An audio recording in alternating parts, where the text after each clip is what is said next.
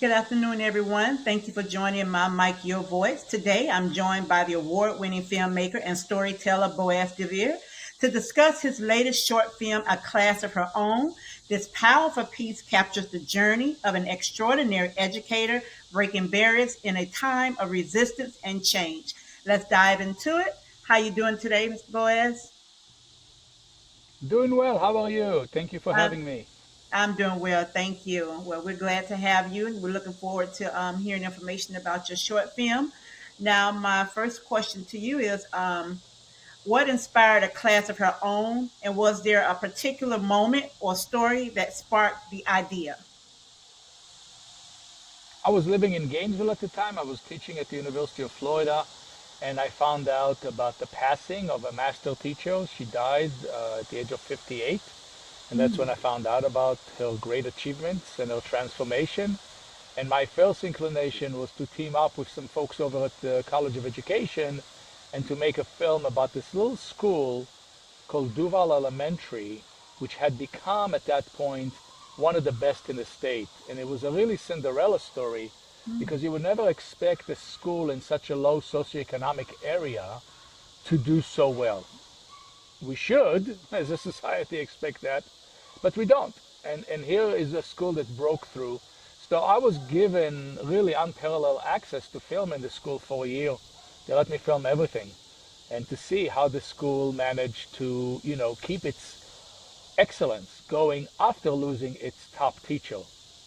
Sadly, that school, which had become an A school and was an A school for 5 straight years, Oh, nice. failed the year I filmed. And so it occurred to me that the bigger story was this teacher, Gloria Jean Merriex, who really reinvented the way we teach vulnerable children, particularly at the elementary school level. And so I shifted my focus to tell her story, which is riveting and as timely as ever. I mean, it took place back in, between 2002 and 2008, but I would say that its relevance, its resonance is as powerful today as it was then, if not more, actually. Absolutely, absolutely. Well, it seemed like it's a great story, and we appreciate you taking it on and sharing her vision and her story. And we'll learn a little bit more as we go into It's the my question. honor. Yes, yes. Yeah. I was reading, I was like, oh, I was impressed. I was really impressed with it. Yes, Thank you.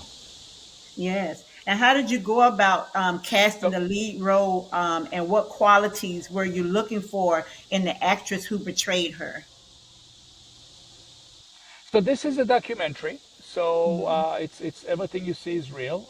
The only actress is Tamara Tooney, and Tamara Tooney you may know from um, Law and Order SVU. I think it's called. I don't watch that show, but I think it's a Law and Order Special Victims Unit. Yeah, Law and Order Hmm. SVU.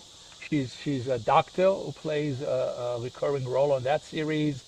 She was in Flight with Denzel, I think, Washington. She's a well-known actress, and she does the narration. She does the voiceover.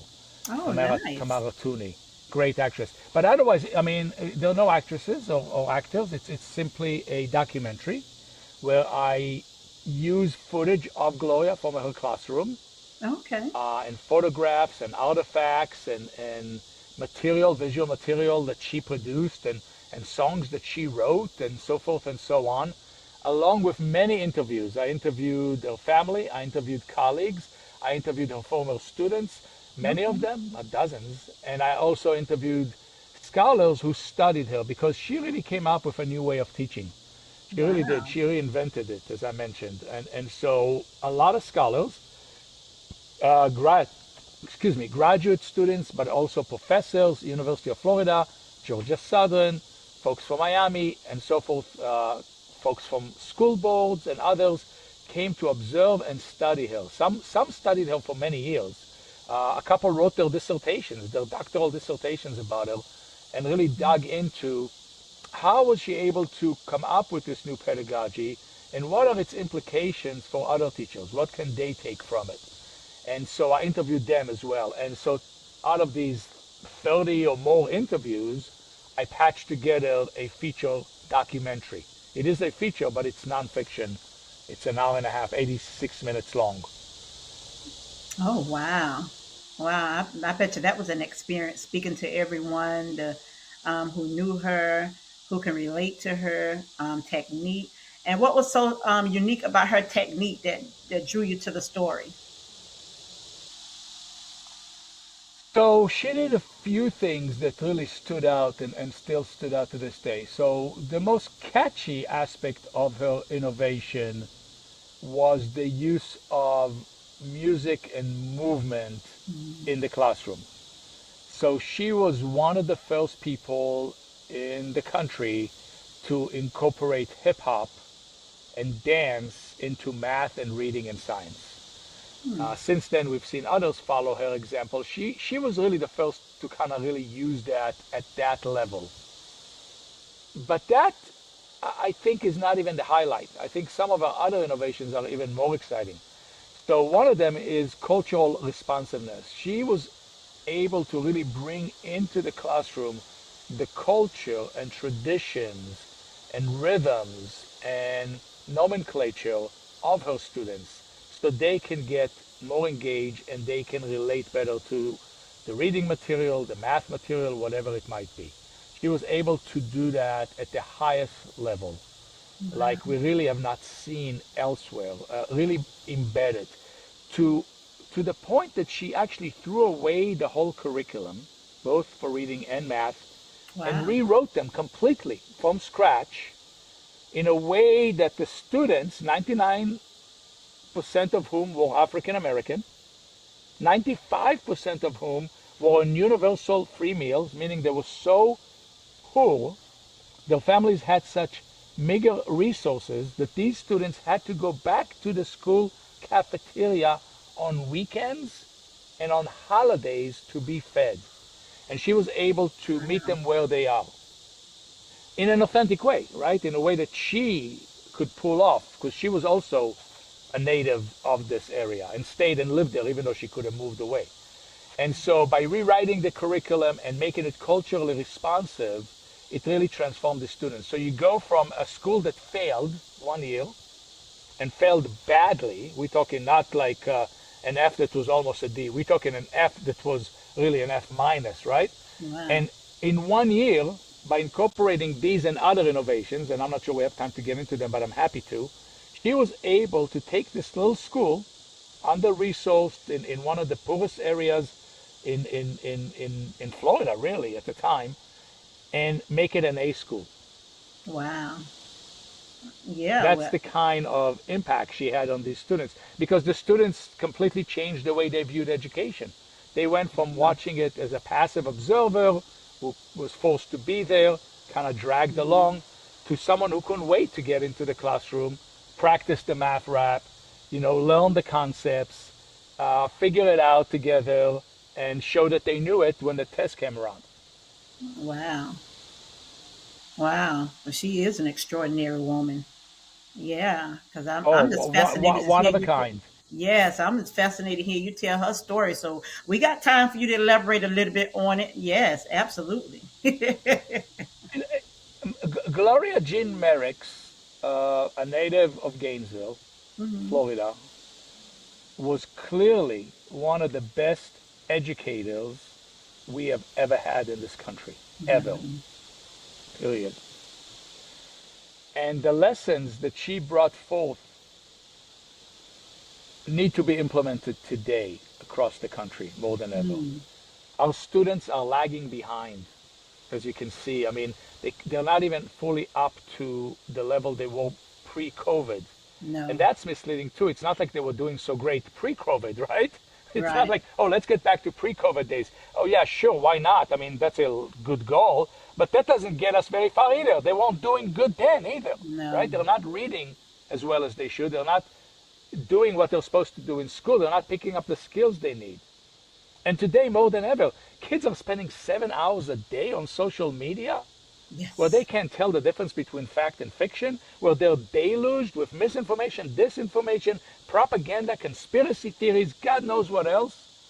These kids need to have the tools to navigate and survive the 21st century. We are not doing that in school. And Gloria showed us a path forward. She showed us that first and foremost, you have to customize the lessons to the students in that classroom. You have to meet them where they are. You cannot take a cookie cutter approach. Oh, here's a standardized test. Let's everyone take it. And what is it based on? Memorization? Come on. She wanted her kids to think for themselves, to think critically, to question, not just to regurgitate what they heard. And that's what we need in our schools today. Yeah, that was extraordinary. Wow. Yes, you're right. We do need that today because kids are so focused on social media or their games or, yeah, that's what I talk to my grandkids about that all the time. Read a book. I encourage them to even read the dictionary so you know the different meanings of words and things like that. Because my granddaughter, she has a 4.0 GPA and she's very intelligent in all magnet classes. And she's in a magnet school, so she's doing wonderful. So, I encourage that, because nowadays kids have so much distraction before them. So yeah, I'm with you on that one. We need that type of learning in the schools. Good for you. Absolutely. Yeah. We have to. I mean, think about it. Education has been the same for the past 200 years. Now, there are two major problems with that. Number one, show me any other industry that hasn't changed in 200 years. And let's see how it's doing. Has medicine changed in 200 years? Has technology changed?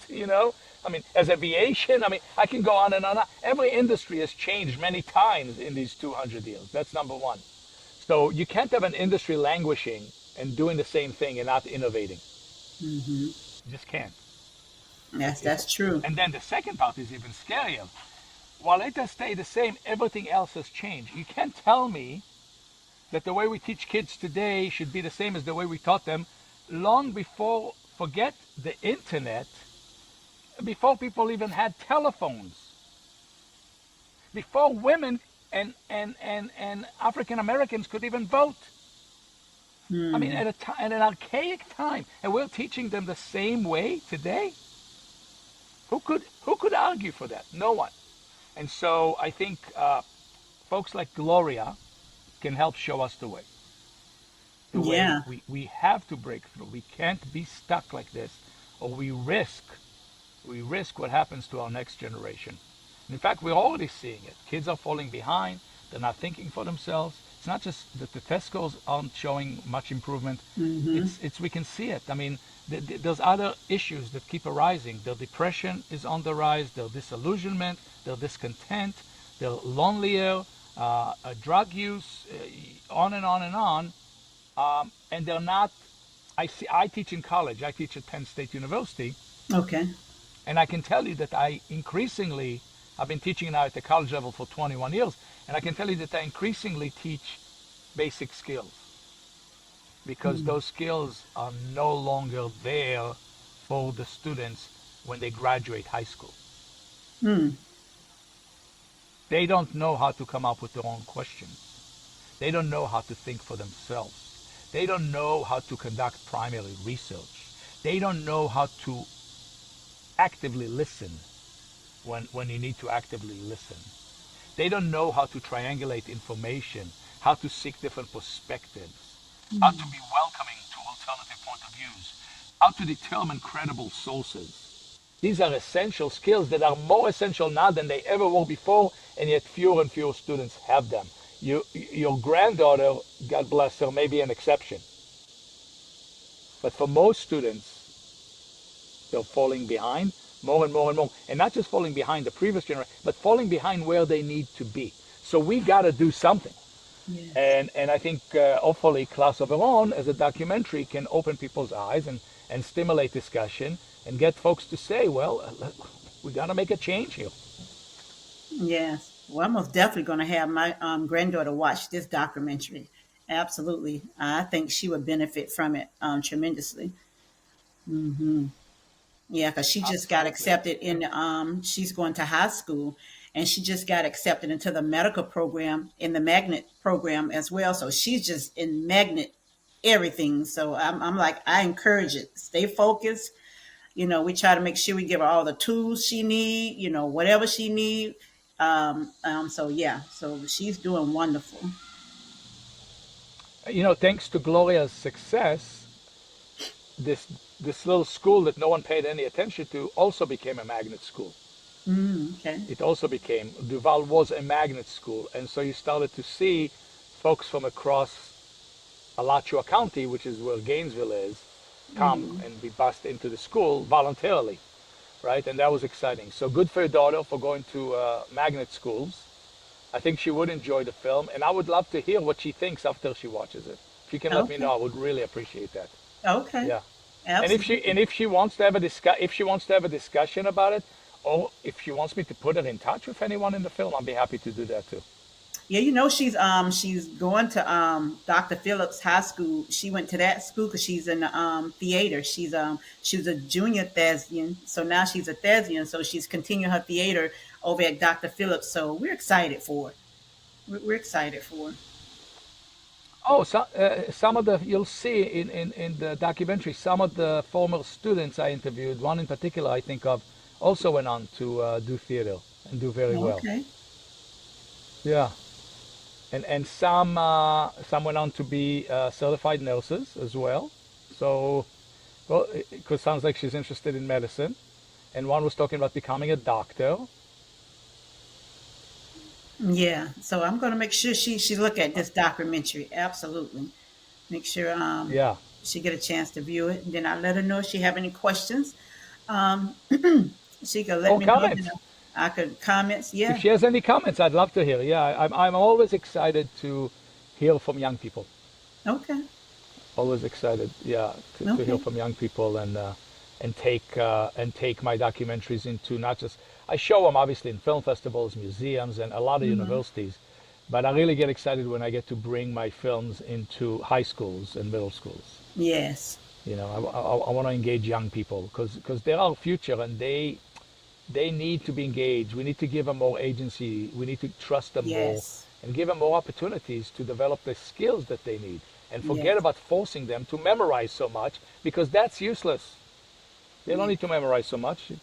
None of us remember much of what we memorize ourselves back in K to 12. Do you? I don't. I I'm a don't. professor and I don't remember much of what I memorized back then. No. I'm I don't. I look it up. I'm the type of I have to look person. it up. I'm the type of person I have to sometimes read things three times to grasp it. That's how I study sometimes. I have to read it three times. I'm like, did I hear this right? Did I understand this right? Let me go back and read it again. So, yes, Good for you. Do what it takes, right? yes, absolutely. So, did Gloria have a high success rate for like graduating the students going on and doing other top things from her class? Yes, absolutely. So Gloria taught at the same school her whole career, Okay. and for the first 25, it's the same school where she attended, although it had a different name when she was there, but same neighborhood, same elementary school, right? So she goes back to it after she gets her bachelor's degree from the University of Florida. She goes back there because she wants to be there. She could have gone anywhere. And she then teaches the traditional way, the way that most Hmm. teachers teach, the dry lecture mode. And because most of the students come from such low socioeconomic environments, she has very low expectations of them. For her, if they pass, they just get by. That's good Hmm. enough. But of course, it isn't good enough, right? It's not fair to the kids. And many of them go on to drop out of high school. Very few of them ever make it to college. Far more of the students at that point go on to juvenile detention and prison and a life of crime than they do to college. It's very sad, right? So Yeah. they're not set on a path of success at all. Even though they pass, that passage in elementary school ultimately backfires. Hmm. And when does Gloria actually realize that? Well, it's when her school fails the FCAT. So in Florida, and I don't know if they have it still, I don't think they do. And if they do, it's not the same thing. But they used to have the Florida comprehensive assessment test, the FCAT, Mm-hmm. Florida Comprehensive. And that became a very high stake test under the No Child Left Behind law that Yeah. George W. Bush passed in Washington, D.C. at the turn of the century. Once that passed, that really raised the stakes. So when her school failed that test, it was very detrimental because their budget froze, the district swooped in, and they were under the threat of closure if they failed again. So what they were told as teachers is, listen, do more of this. Do more of the scope and sequence that the district gave you. Follow the curriculum more closely. And Gloria said, wait a second, time out. What are you talking about? I've been doing that for 25 years. I have followed the curriculum. I've followed the scope and sequence. Where has it gotten me? Now we failed, and even when we didn't fail, so they passed, big deal. They never thrived. This is wrong. And so she rebelled. She rebelled, and she said, that's it. I'm not doing this anymore. I'm going to expect a lot more of my students and of myself. And as I mentioned, she throws away this curriculum. You want me to follow it? I'm not following it at all. Goodbye, curriculum. I'm writing my own so the students can actually learn from it. Yeah. And she does this, and then she incorporates music and movement. And not just that, she brings in elements from church that the students can relate to. She does a lot of chanting. She does a lot of call and response because that's what the students gravitate to because they go to church on Sunday, right? And so this rebellion gets her in big trouble and the school in big trouble. The district wants to fire her. And she goes and begs the principal, Lee McNeely, who's now a school board member in Alachua County, who was also visionary and also brave, because she came into a classroom and she saw the kind of engagement among Gloria's students that she didn't even know was possible. It was unbelievable. She was in tears. She was swept away. And she said, you Wow. know what? Oh my God, I'm not only not going to stop you, I'm going to join your rebellion. And Okay. together we are going to make this a school-wide rebellion. So now she went and gave Gloria all the third and fourth grade reading students and all the fifth grade math students. Why was Wow. that brilliant? Because on the FCAT, the score for the school mainly comes for third and fourth grade reading and fifth grade math. Okay. That's that's the bulk of it. There's a few other elements, but that's the bulk of it. Yeah. And so together they rebelled, and now Gloria has classes of 50 or 60 children. Wow. She's teaching everybody what they need to know. She's telling them, I'm not just teaching you to the test. No, I'm teaching you life skills. She's really tough on them. She practices tough love, and she transformed the school. And they go from an F to an A in 1 year. And then Wow. the district can't fire her. They can't argue with that, right? Can't argue with that kind of success. That was the first school in history to go from an F to an A in 1 year. Wow. That is extraordinary. Wow. I'm just excited to be hearing her story. Wow. Yeah, more people need to know her story. More people need to know her story. Here was a brilliant, a brave, a special, you know, black woman who really blazed a trail for all of us, Yes. particularly for vulnerable children. And I think her story needs to be told. So much of what we see in the media still, when it comes to such stories, is often of the white savior. Hmm. The white savior who swoops into. And we need to hear these kind of stories, Yes. right? We need to hear stories of people within the community. She was born and raised there, and she stayed there her whole life. I mean, she could have Wow. left before she changed. Once she changed and became so successful, she was Hmm. getting recruited everywhere. They were going to double Hmm. and triple her salary. She refused Wow. to leave. She refused to Wow. leave. Well, for those And kids, that's, I and think, the kind of stories that need to be told. yeah, absolutely, absolutely. And I hope this story is a success. You show it at the film festival in September and whatever other film festivals you're showing it at. But I'm excited that you're showing it at our film festival. So we welcome you in Orlando. We look forward to having it. And now, what message do you hope viewers walk away with after watching A Class of Her Own? So I think it depends on the viewer, and I think there are a lot of messages there. I think it depends on who you are and where you are in life. I mean, you could even walk away with a message of, and this is going to sound a little strange, and you'll understand once you watch the film, which is take good care of yourself. And I won't say much more than that, but that could be one of the Okay. messages. But when it comes to our educational system, so if you are a policymaker, or if you're a school board member, or you're a principal, or you're a superintendent, or you're a parent, if you have a say, or want to have a say, into how our educational system can actually meet the needs of our children and of our country, then I want you to walk away from this film saying, what changes do we need to make and how can I help make them? Mm, How can we, like Gloria, figure out a way to meet our students where they are? Because we are not doing that today. There's a huge gap between what the students need and where their mind is and what we provide for them in school for 7 hours every day. That's a lot of time we have them. And we have them yeah, for 13 years. What do we have to show for that? Very little. right.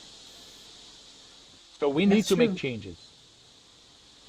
Yes, I And agree. Gloria is an example of how she met the needs of her students. That doesn't mean we do the same Mm, exact thing everywhere because it's different students everywhere and it's a different time. This is back in right. 2000, between 2003 and 2008. It's a remarkably different world today in 25, right? And students in Yes. Allentown, Pennsylvania, and Hawaii, and Beverly Hills, and Reading, Pennsylvania, and wherever they are, right, or in Gainesville, Florida, or Miami, Florida, they're all different. So it's Right. not, hey, let's do what Gloria did, specifically Mm-hmm. in terms of hip hop, let's say, which I happen to love, but not every student loves.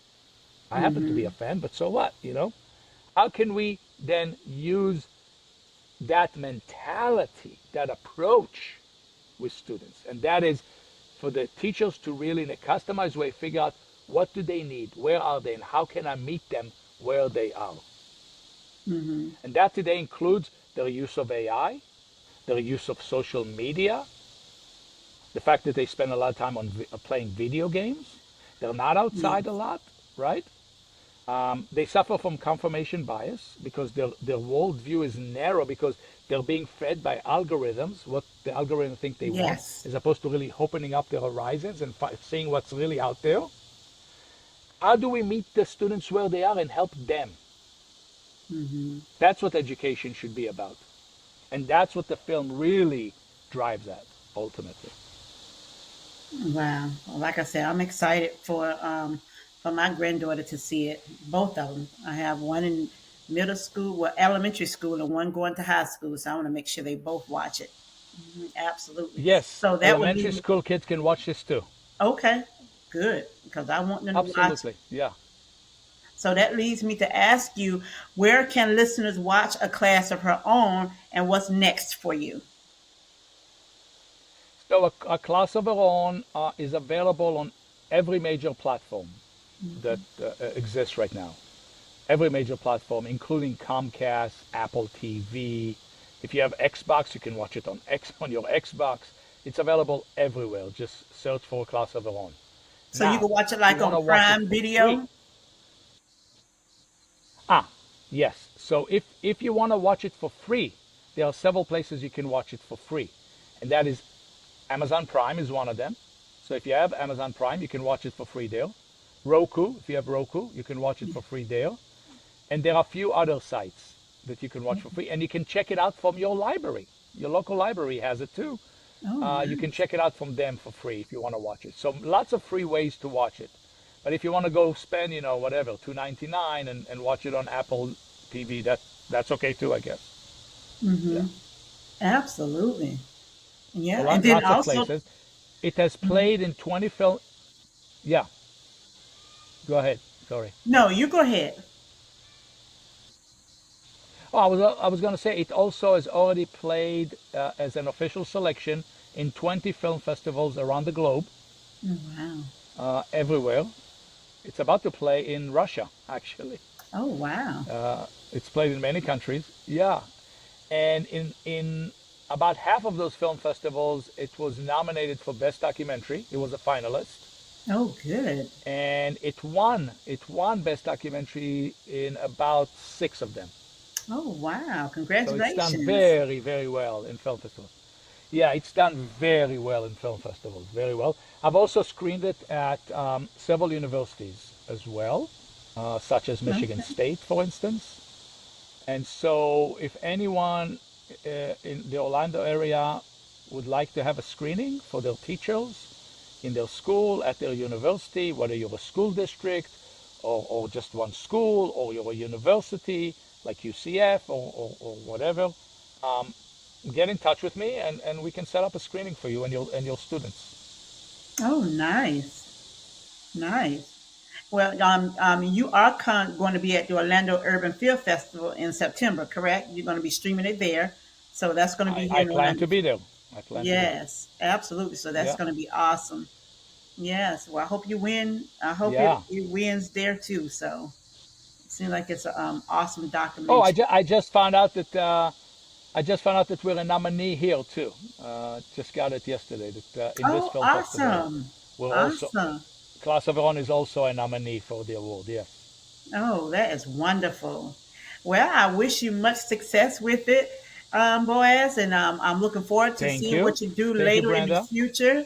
Absolutely. So, do you have any charities or any other events or anything you want to mention, or how people can find you and follow your work? Yeah, absolutely. So first, in terms of charities, I direct the Holocaust, Genocide, and Human Rights Education Initiative at Penn State, and we provide professional development to K to 12 teachers, very much in the vein of Gloria, of helping kids develop critical thinking and research skills and empathy and civic discourse skills. And we're in 6 states, including Florida, actually. And we're about to expand even further and go into a couple more states. And so that is something that, in terms of a charity, that's a charity, that's a nonprofit that we run to help kids and help teachers. Again, it's called the Holocaust, Genocide, and Human Rights Education Initiative at Penn State. As far as me, very easy to find me. You can find everything about me. All you have to do is Google my name, Boaz, Boaz, Dvir, Dvir, and you'll see everything come up, including my email address. Feel free to email me. Um, and you can see you can find my films, anything you want, you can Google and find out using just punch in my name. Same if you put in Class of Aaron. If you say Class of Aaron documentary, then that will come up as well. Oh, wonderful, wonderful. Well, it was a pleasure speaking with you today, Mr. Boaz, and I thank you for this film because it's very educational. It's exciting to see Gloria's story, and I hope everybody walks away with it, able to take something from it, that they can implement in their lives or pass it on to someone that they know that might can benefit from it. So we thank you for joining my Mike Your Voice today, and I look forward to seeing what you do next. Thank you so much, Brenda. Really enjoyed speaking with you. Good luck to you. Good luck to your granddaughters, Thank and you. I hope to meet you in person next month. Oh, thank you. Unfortunately, I won't be here, and I'm so sad because I start flight training school, so I'll be going to training. Really? Yes. You're training to become a pilot? No, flight attendant. I don't want to Oh, fly the flight plane. attendant. Oh, okay. Flight attendant. I missed that thought. Oh, okay. Yeah. Still great. Best of Yes. luck. Best of luck with that. Oh, okay. Yeah. But Well, if hopefully, you I have get a Amazon chance to Prime, you meet can you. watch it there. Huh? If you have Amazon Prime, you can watch it right there Okay. with your granddaughter. I sure will. Absolutely, because I have Prime. I'm a Prime member, so yes, I will watch it there. Absolutely. Well, And if your Florida still granddaughters welcomes after you. they watch, Mm-hmm. if after you watch it, your granddaughters want to write a little comment there on Amazon Prime, I would really appreciate that. I'd love to hear what they think. whatever they think, Okay. it's whatever they think. But I'd love to hear it if they want to like type. After you watch it, lets you write a comment, and Okay. it'd be great to hear from a young person about the film. Okay. Absolutely. Absolutely. Well, I wish your film all the best. And like I said, Orlando welcomes you, and I hope you have a wonderful time when you come here. Thank you. And I look forward to hearing about all the selections that we have coming to the film festival. So they're going to update me later. So I will be paying attention. Thank you, Brenda. I really enjoyed it. Take All care. right. You're welcome. Well, you have a good rest of the day. All right.